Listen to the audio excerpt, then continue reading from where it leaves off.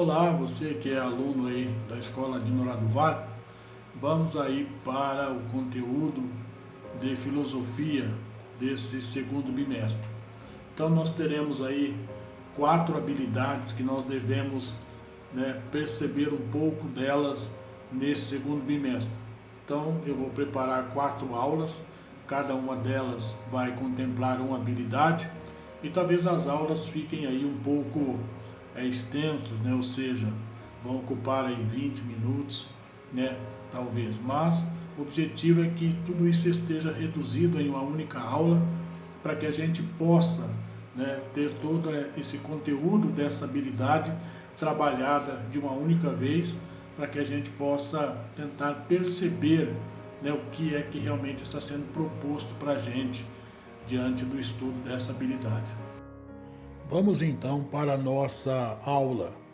A habilidade que nós iremos trabalhar é esta aí: identificar diferentes concepções de indivíduo.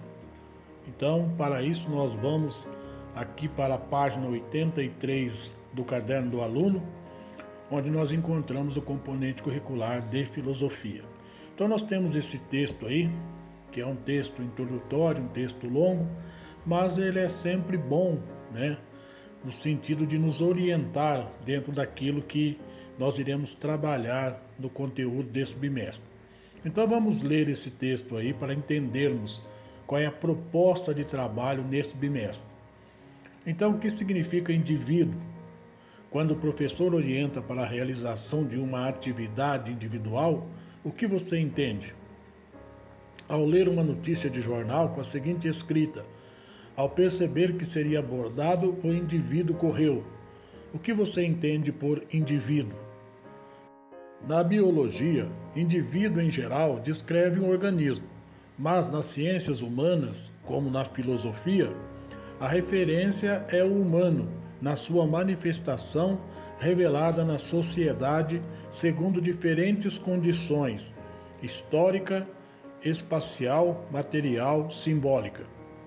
Qual é a relevância da história para a compreensão dos indivíduos?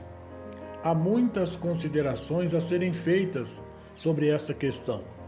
Nossa aparência física, nossos gostos e valores seriam os mesmos em qualquer tempo e lugar? Se vivêssemos na Idade Média, quais seriam as nossas experiências, nossos desejos e esperanças? Ainda que reconheçamos que os indivíduos são únicos e lidam com fatos e eventos de forma singular, não podemos negar que a nossa compreensão da vida seria diferente e compartilharíamos com toda uma população valores, técnicas e crenças. Então, dependendo aí do momento histórico, que nós estejamos vivendo, nós iremos fazer uma experiência como indivíduo. Em um momento histórico, por exemplo, em que a vida cotidiana era orientada por atividades no campo, pelos ritmos da natureza, por um severo regime de obediência, por uma conexão vertical e limitada com as instituições, qual impacto teria nas crenças, práticas cotidianas e ideal de vida boa e felicidade nos diferentes indivíduos? Então, com certeza, nós teríamos aí diferentes, concepções de indivíduo, diferentes concepções de acordo com os períodos históricos em que nós estamos vivendo, Hoje nós temos, por exemplo, esse indivíduo que está enfrentando a pandemia, que está enfrentando o isolamento. Então essa é uma experiência que aconteceu, há 100 anos atrás e acontece agora de novo. Então esses indivíduos que estão vivendo essa experiência vão acumular uma experiência única na sua história de vida. E hoje, como nos reconhecemos? De onde tiramos as nossas pretensões de vida boa e felicidade? Certamente não temos as mesmas experiências e, portanto, os mesmos dilemas morais de outros tempos. Hoje, no mundo em que vivemos, o amor e a morte, por exemplo, apresentam condições inimagináveis para outros tempos. Não nos limitamos mais à presença corporal. Podemos até namorar ou velar um morto virtualmente. A vida ganhou outros espaços e as nossas relações passam por fios e por sinais que nos permitem conectar pessoas que nunca vimos e pode acontecer de nunca as conhecer pessoalmente.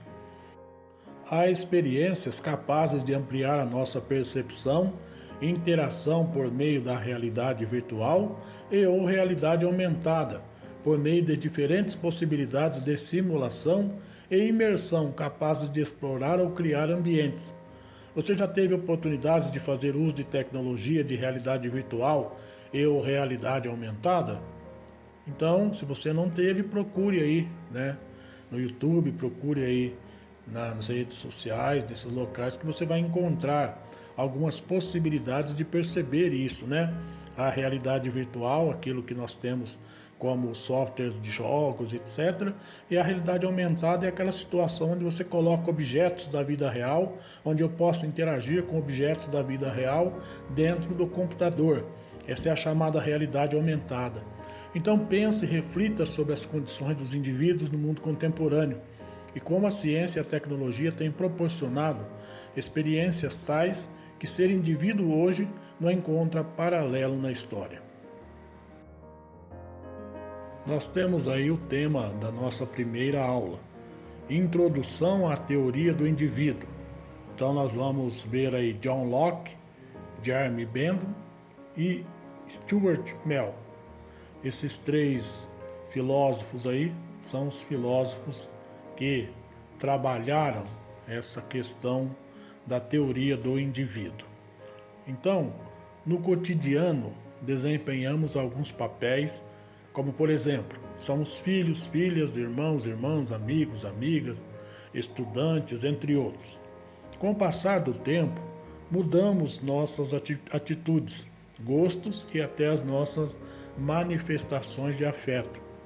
Então, com o passar do tempo, nós iremos aí nos tornando adultos, iremos enfrentar as dificuldades da vida e muitas vezes as nossas atitudes se transformam diante da realidade da vida. Nossos gostos também, num dado momento da vida nós não gostamos de uma certa comida, não vestimos uma certa roupa, não ouvimos um certo tipo de música e depois em outro tempo da vida nós fazemos justamente o contrário, passamos a perceber que tudo aquilo que nós não gostávamos é que era o que é bom para nós. Então as nossas manifestações de afeto também mudam, Nós gostamos de pessoas num dado momento da vida, temos os amores juvenis, as paixões, e depois, com o passar do tempo, nós vamos percebendo que amor, afeto, são coisas bem íntimas que nós devemos guardar apenas para aquelas pessoas que merecem o nosso afeto, o nosso carinho, a nossa preocupação. E assim nós vamos tocando a vida. Ainda assim, podemos afirmar que somos os mesmos? A partir desses diferentes papéis que desempenhamos e da passagem do tempo, relate em folha avulsa quais condições nos permitem afirmar que ainda somos o mesmo indivíduo de uma década atrás. Então, pensando aí há 10 anos atrás, você é a mesma pessoa hoje? Quais eram os seus gostos? Quais eram os seus afetos? Quais eram as suas atitudes de 10 anos atrás?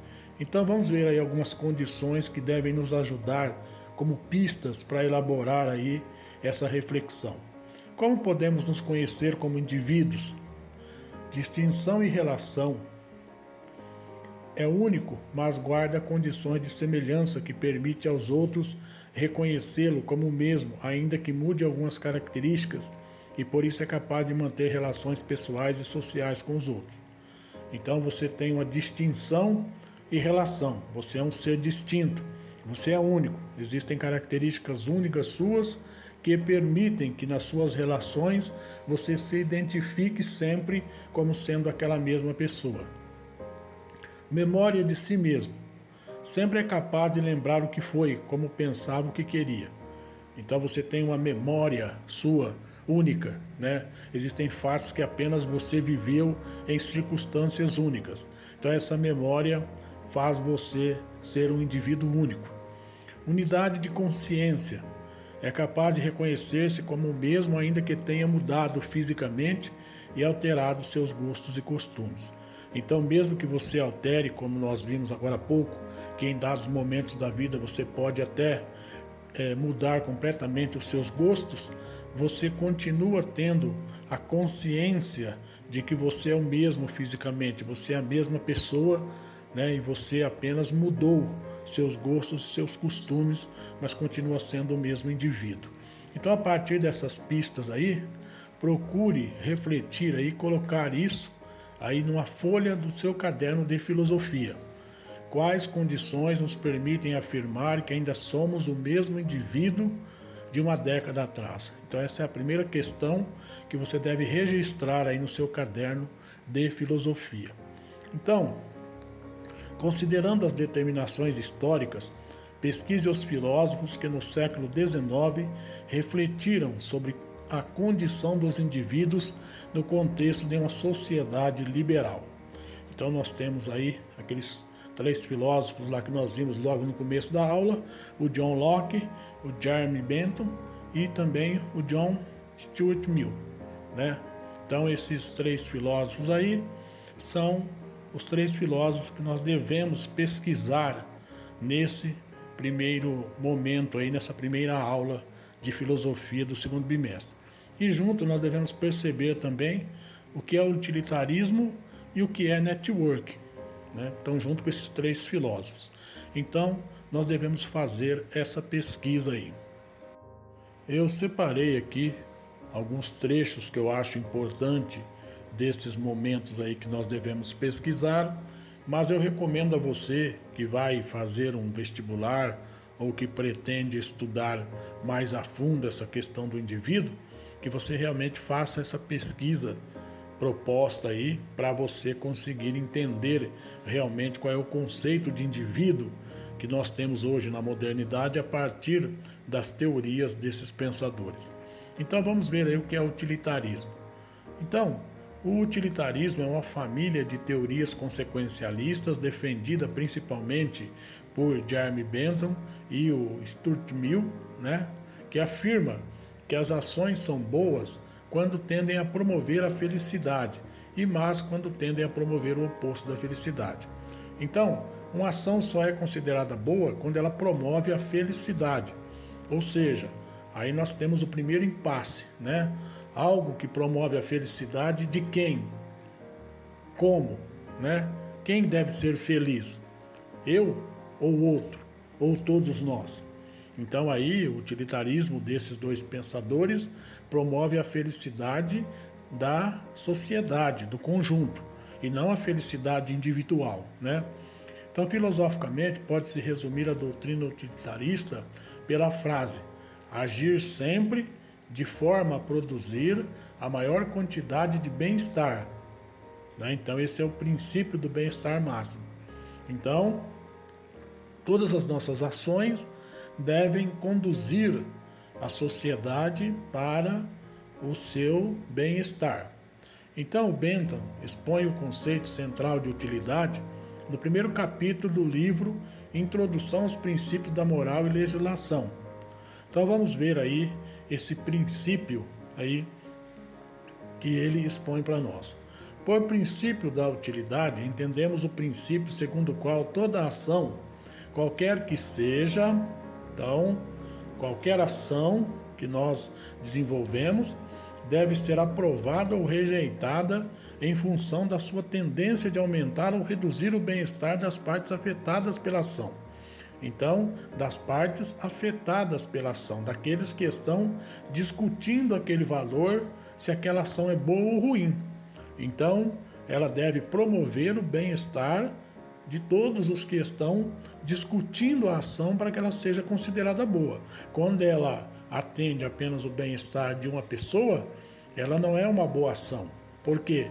Porque ela afeta o outro de maneira ruim. Então é preciso perceber isso. Aquilo que às vezes é bom para mim é pernicioso ou é ruim para o outro, né? Então, designamos por utilidade a tendência de alguma coisa em alcançar o bem-estar, o bem, a beleza, a felicidade, as vantagens, etc. O conceito de utilidade não deve ser reduzido ao sentido corrente de modo de vida como um fim imediato.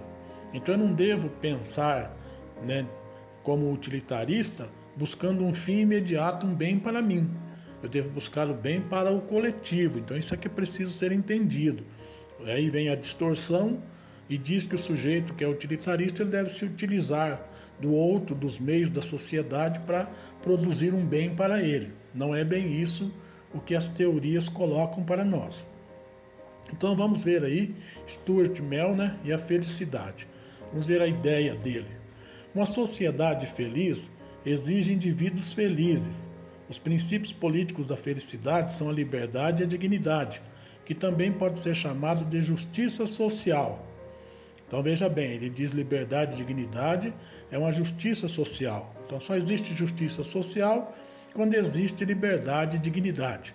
Se a igualdade total não existe, a desigualdade absoluta produz infelicidade. A felicidade, segundo Mill, não é feita de arrebatamentos constantes, que são raros, como as paixões, mas de muitos e variados prazeres em meio a uma existência constituída de poucas e transitórias dores. Então veja bem, né? É preciso que nós tenhamos muitos e variados prazeres e poucas e transitórias dores. Para atingi-la, temos que alcançar as felicidades paralelas, como a felicidade dos outros, o progresso da humanidade e o desenvolvimento das artes.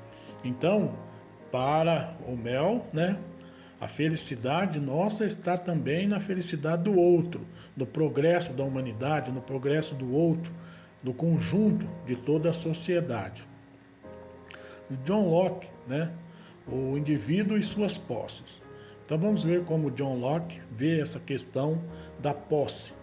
Para John Locke, no estado de natureza, os seres humanos possuíam direitos iguais. O direito à vida, à liberdade e à igualdade. Estavam sujeitos à própria capacidade que o indivíduo tinha para defendê-los. Os homens eram livres e não pediam permissão e nem dependiam da vontade do outro homem. Eram iguais e ninguém possuía mais que o outro.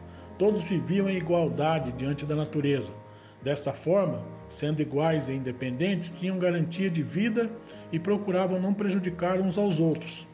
Mas poderiam se defender de quem representasse uma ameaça à vida e até punir quem tentasse roubar suas posses.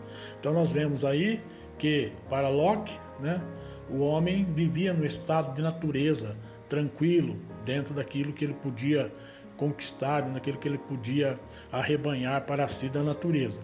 E ele poderia até defender isso, né, diante de alguém que quisesse tirar essa sua posse. Vivem assim em aparente situação de paz. No entanto, a paz deixa de existir quando um homem submete um outro ao seu poder e o faz escravo da sua vontade. Então veja bem que um homem submete o outro ao seu poder. Então, a partir desse momento, as coisas mudam completamente. Essa nova situação demonstra o quanto o homem é possessivo e coloca um fim na paz duradoura que existia no estado de natureza. Então, se no estado de natureza todos viviam em liberdade e podiam até punir aqueles que tentassem retirar as suas posses, agora o que acontece?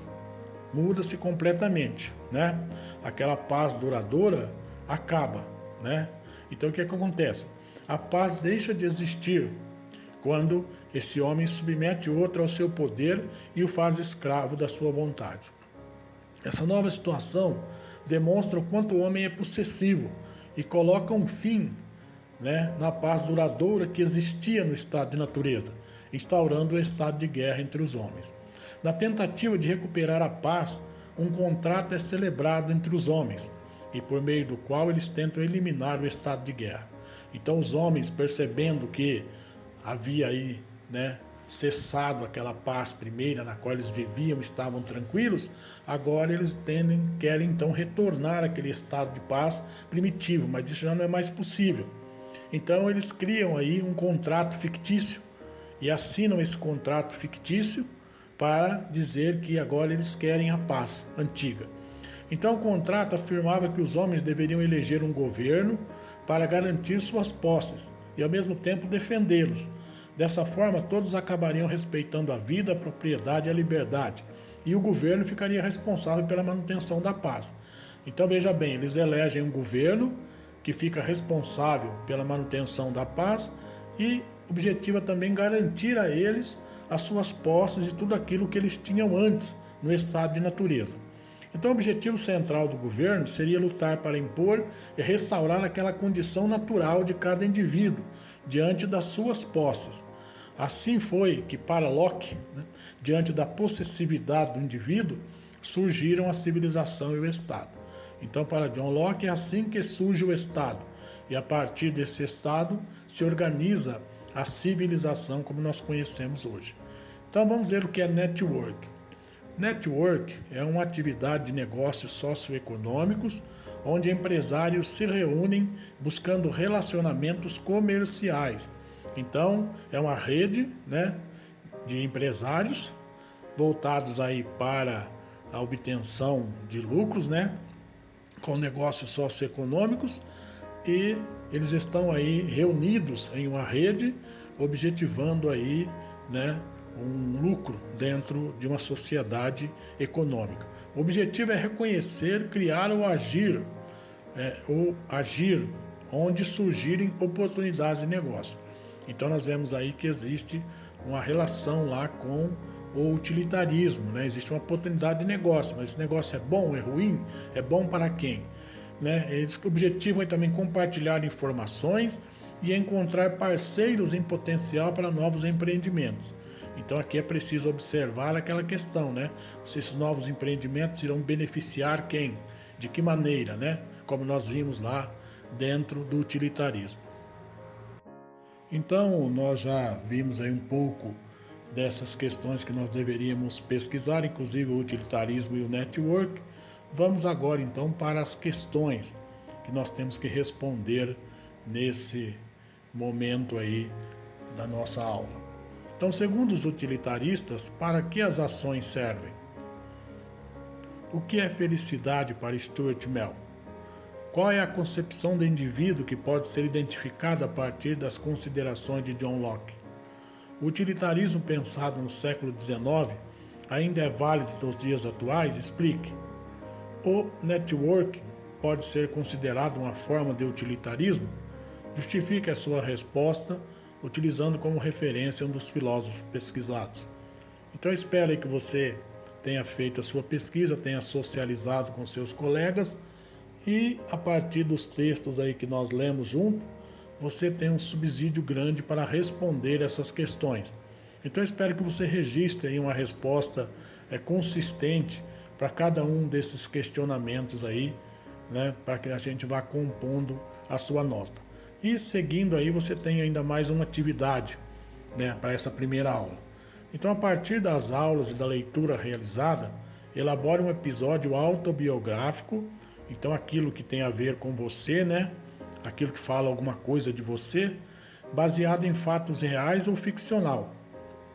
Então você vai pegar um fato real ou vai criar um fato, de ficção, uma história, mas você vai se colocar nela, como se você tivesse vivido aquela história, em que eventos relacionados ao utilitarismo são narrados. Então você vai narrar eventos que aconteceram com você de uma forma real ou fictícia, relacionados ao utilitarismo.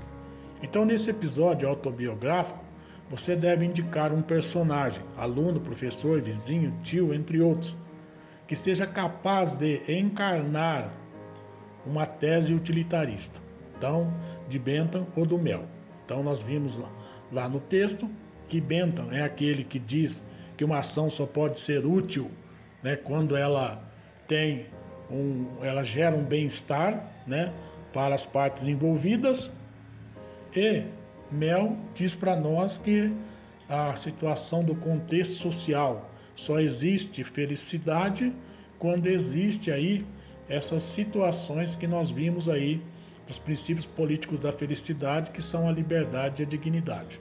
Então, é preciso que você considere esses dois pontos aí que nós vimos, para que você faça esse personagem né, ter vivido uma situação dessa. Então é preciso que o personagem tenha sentido aí na pele, né, ou tenha encarnado uma situação dessa, onde ele passou por uma situação em que a sua liberdade e dignidade não foram respeitados, ou que, né, a situação de bem-estar aqui, ela não, né, foi muito bem pensada com relação às partes afetadas por aquela ação. Então é isso que você deve fazer. Então, boa reflexão, registre tudo aí no seu caderno do aluno, para que depois a gente possa compor essa sua nota de participação e a sua nota do bimestre. Então, boa reflexão, bom estudo, até a próxima aula.